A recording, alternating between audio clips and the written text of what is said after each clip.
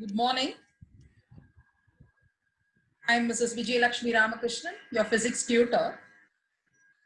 Today, I'm going to deal with the chapter Systems of Particles and Rotational Motion. I'll be covering all the formulae and what are the essential things you'll have to remember to crack the NEET exams, the physics part. The weightage for this is approximately, you can say it is 2%. So you can expect one question from this lesson.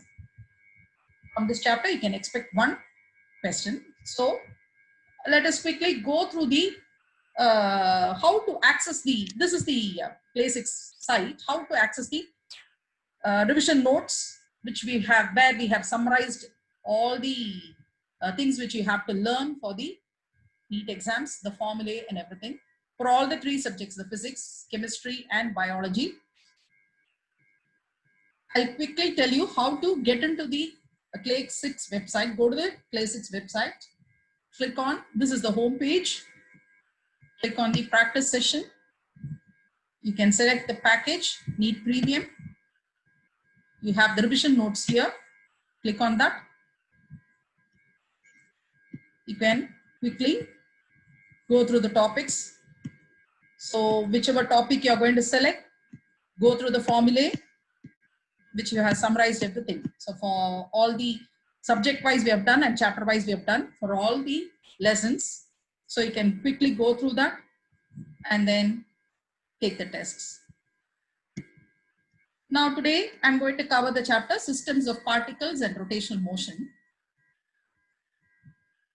You all know what is center of mass. So R center of mass is equal to M1 R1 plus M2 R2, where R is the distance. So distance of center of mass is given by M1 R1 plus M2 R2 by M1 plus R2, where M1 is the mass of the first object and M2 is mass of the second object.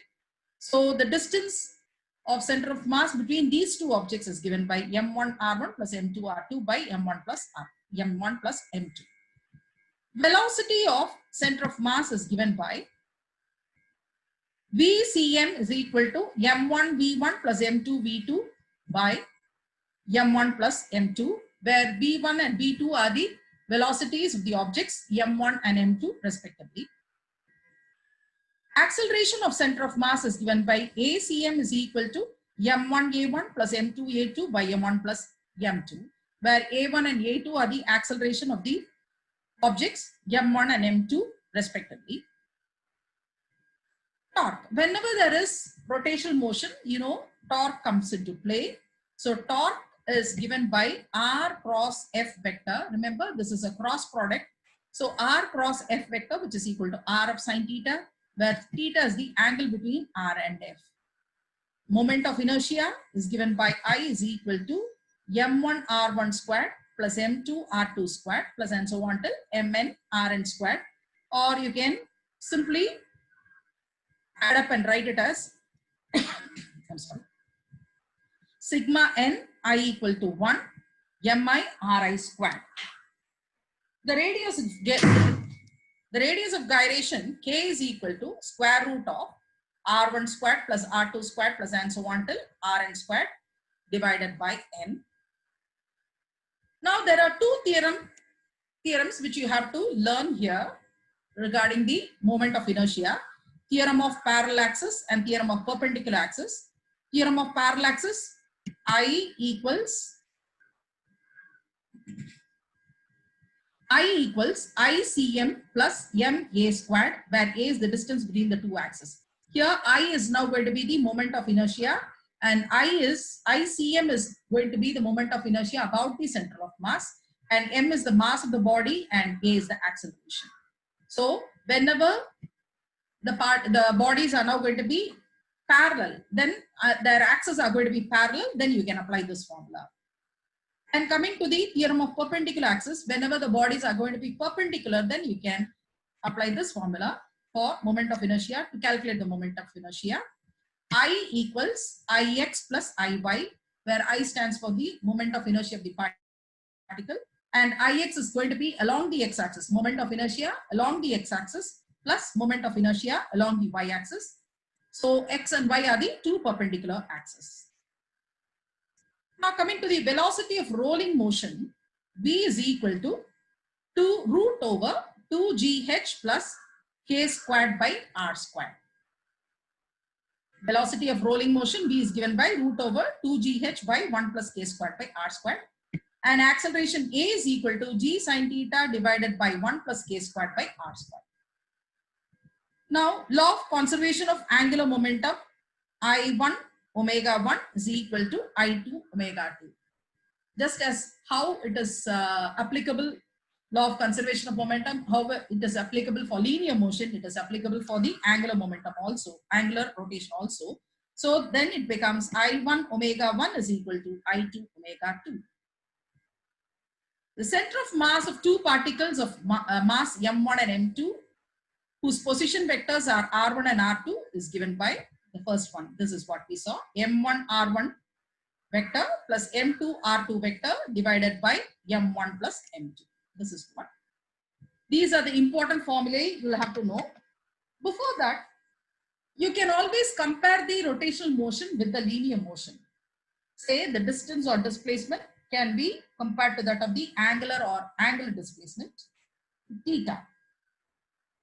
Linear velocity v is given by ds by d theta. Angular velocity omega is given by d theta by dt. Linear acceleration a is given by a is equal to dv by d theta. Angular acceleration is given by d omega by d theta. Mass is m here, whereas we compare that to the moment of inertia here. Linear momentum p is equal to mv. Here we tell it as angular momentum L, which is equal to I omega. Force F is equal to m into a. Here torque is equal to I into alpha. Force is equal to dp by dt. Here torque T is equal to tau is equal to dl by dt. Translational kinetic energy kt is given by half mv squared. Here it is now going to be rotational kinetic energy, which is kr is equal to half I omega squared. Work done is given by W is equal to Fs.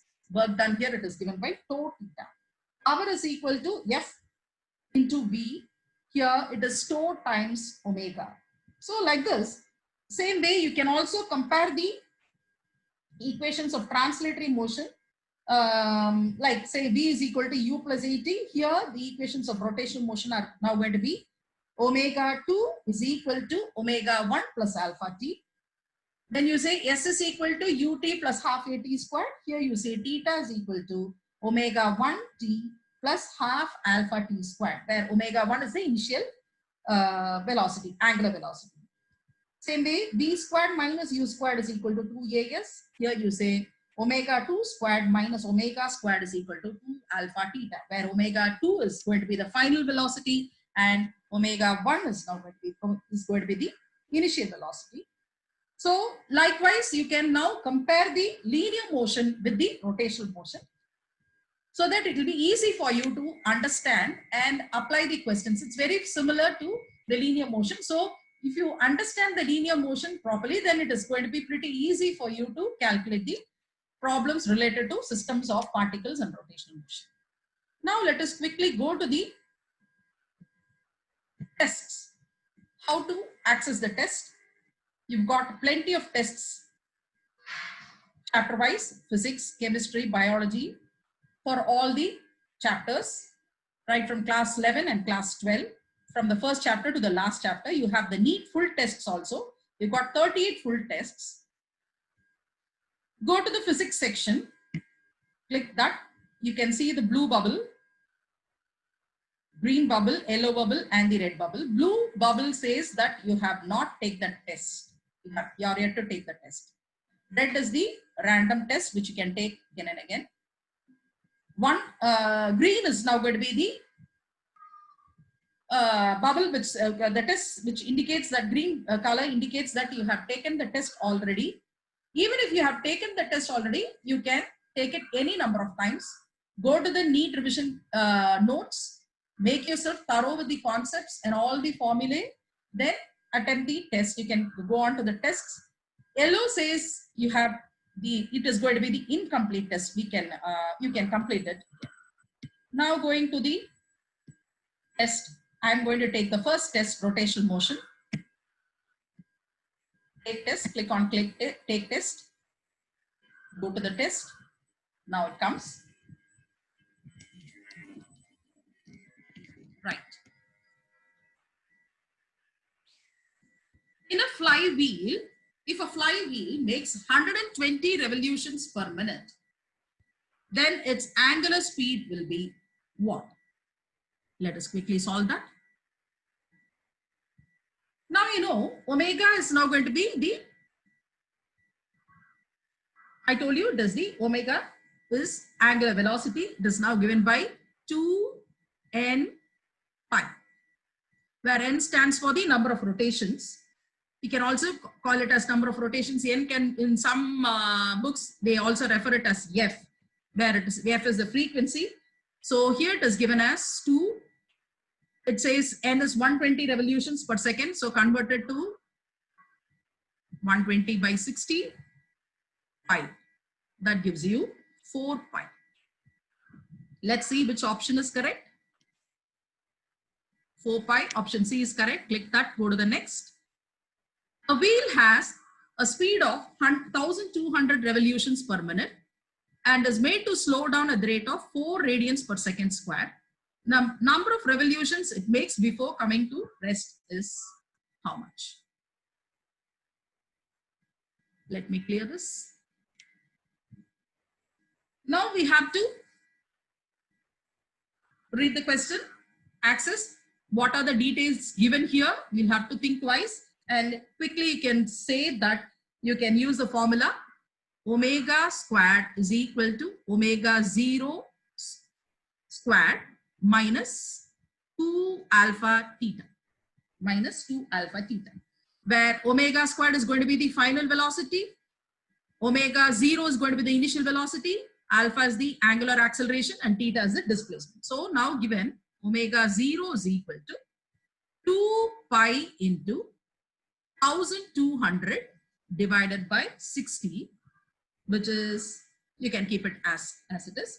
Now we want theta. We need to calculate theta, which is equal to omega 0 squared by 2 alpha, because this is now going to be 0. So we can now calculate omega square is going to be 0. So it is now going to be 2 pi omega 0 squared. Substitute that value, 1200 divided by 60 by 2 times alpha is given as 4, which is nothing but, I'm sorry, this is now going to be the whole square. Yeah. So that would give you 4 pi squared into 400. When you simplify 1200 divided by 60 gives you 220. That the whole square of 20 is going to be 400 divided by 8, or that works out to be. So this implies 2 pi f is equal to 2 pi squared into 100. We need to calculate f. Okay, after this is now going to represent to the rotation number, the omega, right? So now this is now going to be f. From this we can calculate f to be equal to pi into, cancel 1 pi, 2, 2, you get pi times 100. Now if you take pi to be 3.14, now it becomes 314. So let's see which option is correct. Option C is correct. Save that. Go to the next. A wheel rotates with a constant acceleration of 2 radians per second squared. If the wheel starts from rest, the number of revolutions it makes in the first 10 seconds will be what? Let's solve that.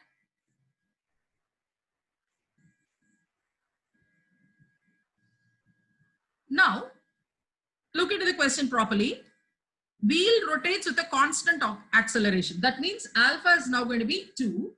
So it starts from rest. So it is initial velocity is now going to be 0. and the number of revolutions it makes in 10 seconds. So there, now you can as well use the formula theta is equal to half alpha t squared. This because you are now going to use the formula theta is equal to omega 0, or I can say omega squared is equal to omega 0 squared minus, I'm sorry, you can use the formula theta is equal to omega 0 square, omega 0 t plus half alpha t squared. You can make use of this formula. Since initial velocity is 0, this becomes 0. I'm going to use this formula. Theta is equal to half alpha t squared, right? So this is now going to be omega 0 is 0. So we are now going to use the formula. So now it is going to be 2 pi n is equal to half into 2 into 100. N squared is 100, where n stands for number of revolutions. Okay, because yeah, it is now going to be. So from this, I can get that n to be equal to half and half gets cancelled. So 100 by 2, that gives you 50 by pi, which is approximately equal to 16 revolutions. So let's say which option is correct. 16 revolutions. Option B is correct. Go to the next. The wheel of a car is rotating at the rate of 1200 revolutions per minute. On pressing the acceleration for 10 seconds, it starts rotating at 4500 revolutions per minute. The angular acceleration of the wheel is how much? Look, in all these questions, here it is always, the omega is always given as in revolutions per minute. So we need to convert it to omega and then do it. Okay? So let me clear this. Now it is clear, we are going to use the formula omega is equal to omega 0 plus alpha t. Or we need alpha, right? So alpha is equal to omega minus omega 0 divided by t. Look, you can as well compare it with the linear motion, where v is equal to u plus at, where a is equal to v minus u by t. Same thing, you can compare it here. Now v is given as, omega is given as 4500 divided by 60 minus 1200 divided by 60, the whole thing divided by 10. On simplifying, you'll get it as, this is nothing but 75 minus 20 divided by 10. That gives you 55 by 10, which is equal to 5.5 revolutions per second. Let's see which option is correct. Oh, yeah. He's saying angular acceleration of the wheel. So in this case, we'll need to calculate. We have just calculated alpha. We need to put it in degrees. So now, one whole circle is now going to be 360 degrees. So 360 times 5.5, which is now going to be 1980 degrees per second squared. So we need to give it in, this is in revolutions per second squared. So look into the question, what is being asked? Look into the options. You can as well see it is now given in degrees per second squared. So you need to give your answers in that measure. So it is now going to be D option. So save that, go to the next. So each time make sure you are going to be thorough with the concept, like what formula have to be applied, look into the data given, and then finally when you arrive at the answer, look into the units also.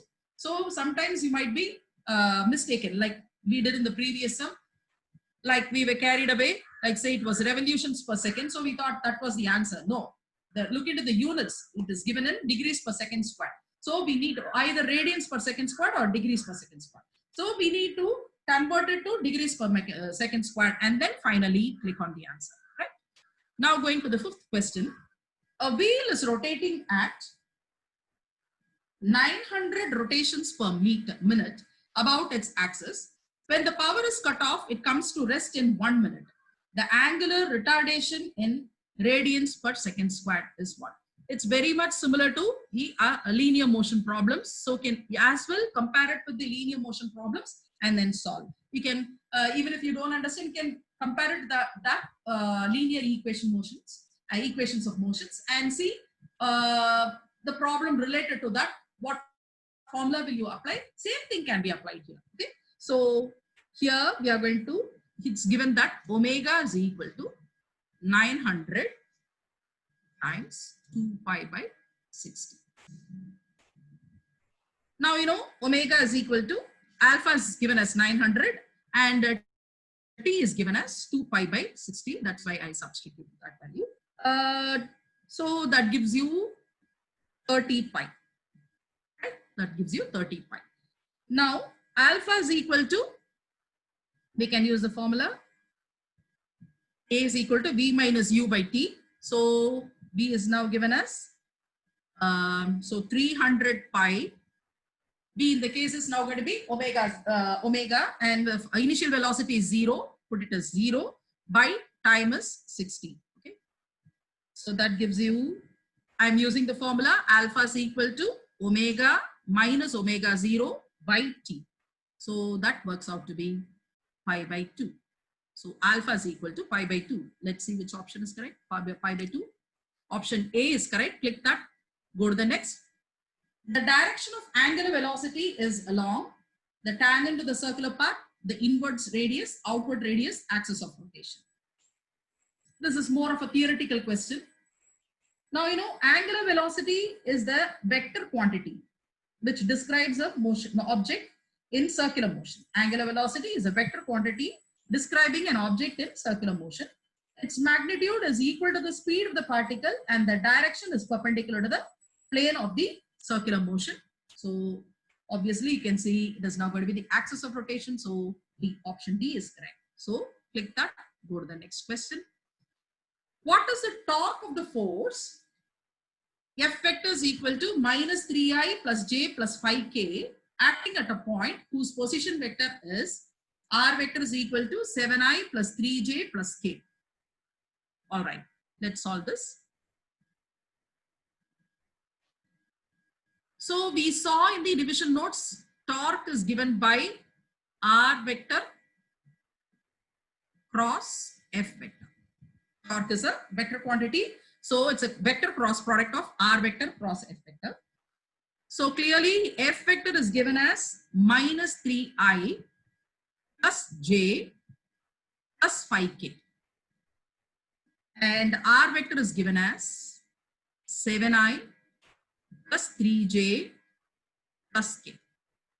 So now in mathematics, you would have learned about the determinants. So make use of that. So r vector cross f vector. Remember, you have to do r vector cross f vector. It is not f vector because vector multiplication, cross product of vector multiplication is not a commutative. So you should always put it as r cross f only. Remember that. So that is going to be equal to, I can put it as I, j, k. Now substitute the values for r, 7, 3, 1. And this is now going to be minus 3, 1 and 5. Now by the usual methods of determinant expansion, that gives you I vector, 3 5s are 15 minus 1. Minus j vector times 7 5s are 35 minus of minus plus 3 plus k vector 7 plus 9. That works out to 14i vector minus 38 j vector plus 16 k vector. Let's see which option is correct. So you can see option A is correct. So click that, go to the next. A simple pendulum of length L is pulled aside to make an angle theta with a vertical.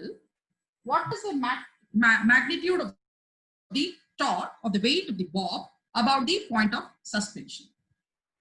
Yeah, this is going to be pretty easy. All you need to draw the diagram and see. So let us, this be the, so it is now going to make an angle of theta here.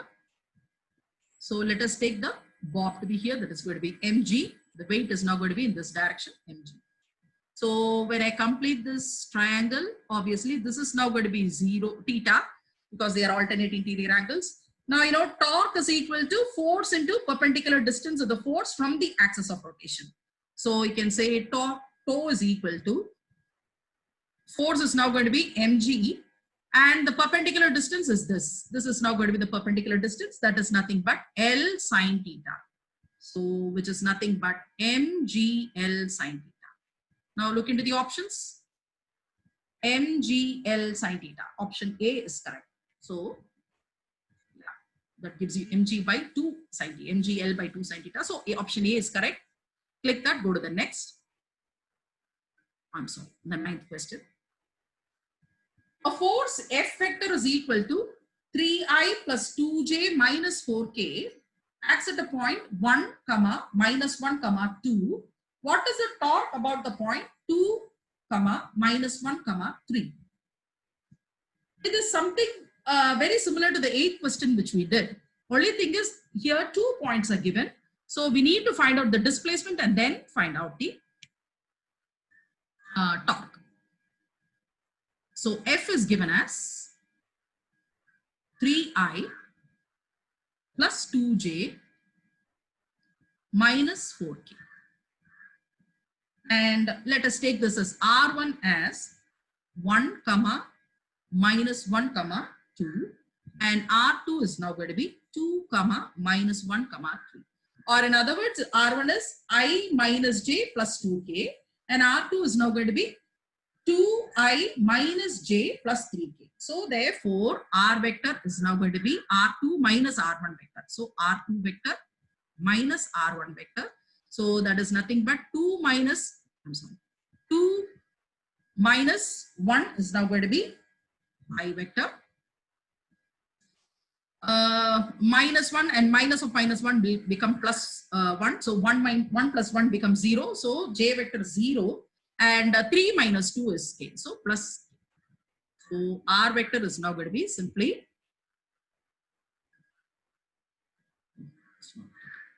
Okay. So R vector is equal to I plus k vector. Now we need to find out, we know R vector, we know F vector. Now we need to find out the torque. So torque tau is equal to R vector cross F vector. So simply substitute same way. I, J, let me rewrite it here. Yeah, I, J, K. Let us substitute the values. So for force it is 1, R is just I and K. So 1, 0, 1. And for force it is now going to be 3 times 2 times 3, 2 and minus 4. Now by the usual method of expansion, you can get it as tau is equal to I into 0 minus 2 minus j into minus 4 minus 3 plus k vector into 2 minus 0, or which gives you minus 2i minus 7j, minus of minus, it's going to be plus 7j plus 2k. So minus 2i plus 7j plus 2k. Let's see which option is correct. Yeah, this option is correct. B is correct. Save that. Go to the next. A wheel has a moment of inertia 5 times 10 to the power of minus 3 kg m squared, and it makes 20 kilowatts per second. Sorry, yeah, the torque needed to stop it is 10 seconds. In 10 seconds is how much? This is easy. Let's solve this. Now you know torque tau is equal to I alpha, which is equal to alpha is nothing but omega 2 omega minus omega 0 by t. Having known all the values, it's just going to be mere substitution. 5 times 10 to the power of minus 3 into 20 into 2 pi divided by 10. So that gives you 2 pi into 10 to the power of minus 2 Newton meter. Yeah. Option A is correct. Save that. Go to the next. Let me see why. Yeah, that's some error, I guess. B, I saved it. Somehow it's not going right. A torque of 30 Newton meter is applied on a 5 kg wheel whose moment of inertia is 2 kg meter squared for 10 seconds. The angle covered by the wheel in 10 seconds will be what? That's pretty easy. Now you know tau is equal to I alpha, or we need alpha. Alpha is equal to tau by I. Now tau is given as 30 by 2, which is equal to 15 radians per second squared. So alpha is given as alpha. We have found out alpha to be 15 radians per second squared. So now we need to find out the displacement. So theta is equal, since it starts from rest, omega 0 is now going to be 0. So that gives you theta is equal to half into alpha t squared. Having known t and alpha, it is just substitution. Half into alpha is 15 into 10 squared is going to be 100, which is equal to 750 radians. 750, option A is correct. Save that, go to the next. A torque of 20 Newton meter acting on a rigid body produces angular acceleration of 4 radians per second squared. What is the moment of inertia of the rigid body rotating about the fixed axis?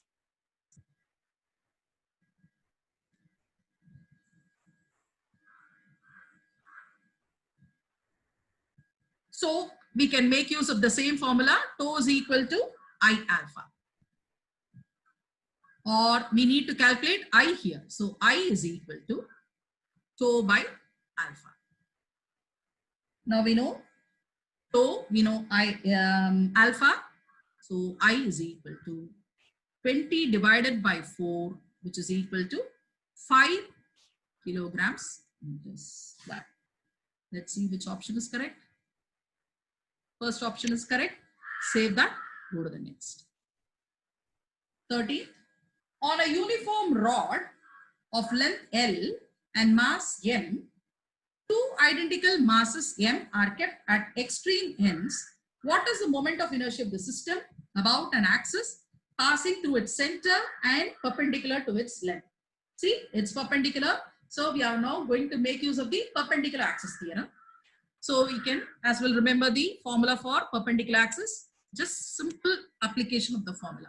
So we can draw the diagram and see this is now going to be the rod. It is now going to be about the O. This is now going to be about the center of mass, he says. So since it is a rod, moment of inertia for a rod is now going to be ml squared by 12 plus ml squared about the center of mass, center of axis of center of about the center of mass. So it is now going to be ml squared by 2, which is simply ix plus iy, right? So it's simply add. So ml squared by 12 plus ml squared by 2, which is nothing but ml squared plus 6 ml squared by 12, or I can take L squared as a common factor. I'll get it as m plus 6 m by 12. Let's see which option is correct. I should have marked it as small m. Yeah, this should have been small m. Just a second, children. This should have been small m. By mistake, I put both as. This should be. So 6m plus m times L squared by 12. So you can see first option is correct. So question number 14. The moment of inertia of a sphere of mass m and radius r about an axis passing through center is 2 by 5 mr squared. The radius of gyration of the sphere about a parallel axis to the sphere is 1. Let's quickly solve that. Draw the diagram and see. This is now going to be the sphere or the tangent. And this is now going to be the axis. Obviously, you can see that this is now going to be the parallel axis theorem, which we need to apply here. Okay. So now it is now going to be I equals ICM, center of mass about moment of inertia about the central mass, by plus md squared. This is for a spherical shell. Remember that.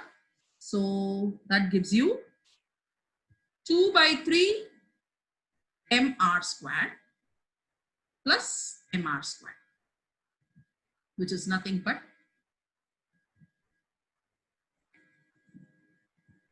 2 by 5. I'm sorry, children. 2 by 5 mr squared. That gives you, let me rub it. It's 2 by 5 mr squared. Okay. So that gives you 2 by 5. That will give you 7 by 5 mr squared. All right. Let's see. 7 by 5 mr squared. So option A is correct. Coming to the 15th question, 3 rings each of mass m and radius r are arranged as shown. Moment of inertia of the system about y dash will be what?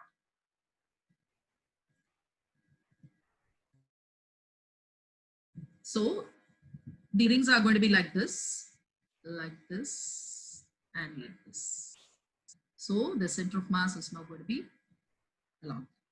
So let this be the axis y dash. Now clearly I is now going to be mr squared by 2.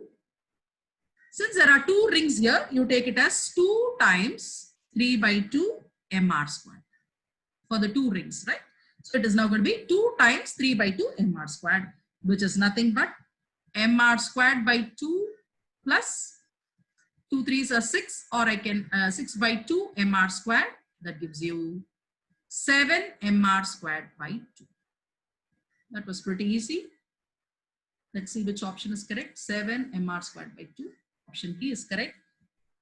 Save that. Now that we have completed the test, you can end the test here. The results will be loading. Yeah, you can see the results.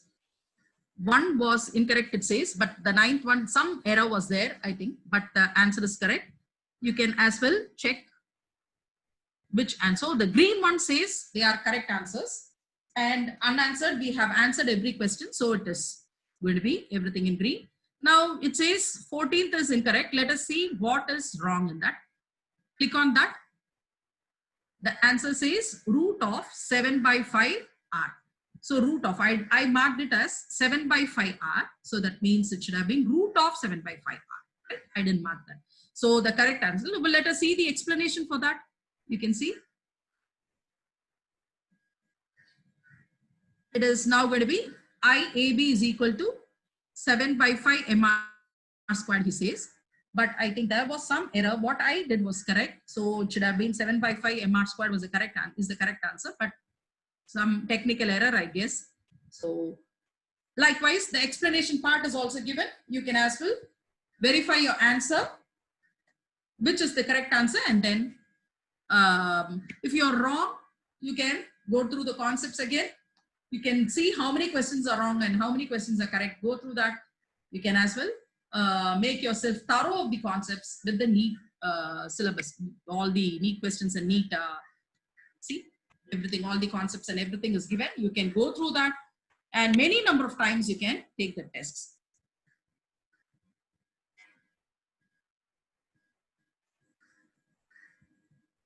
So likewise, you can go for all the concepts related to physics, chemistry, or biology, and then make yourself thorough. Sit for, it's going to be a 30-minute test. So when you come down to the cracking the NEET exams, time is very, very important. You have to know the time management. So by taking these tests, you will know how to manage your time also. So this is very, very important. So make yourself thorough with all the concepts given in the NEET papers, NEET question, NEET revision notes, and then go and attend the tests many number of times. And finally, you can take the full length tests where you can score very good marks. So with this, I have completed the systems of rotation. Tomorrow I'll be doing with gravitation. No, not tomorrow. That is on Monday. I'll be doing with covering the chapter gravitation. Yes, guys, you have any question to ask?